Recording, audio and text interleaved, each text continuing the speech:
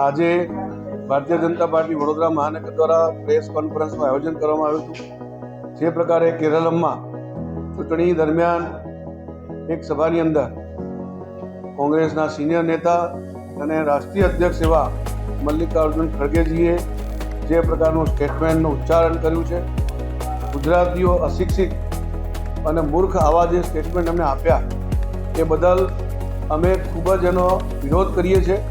આ વાતને વખોડી કાઢીએ છીએ અને એમને અપેક્ષા એમની પાસે વ્યક્ત કરીએ છીએ।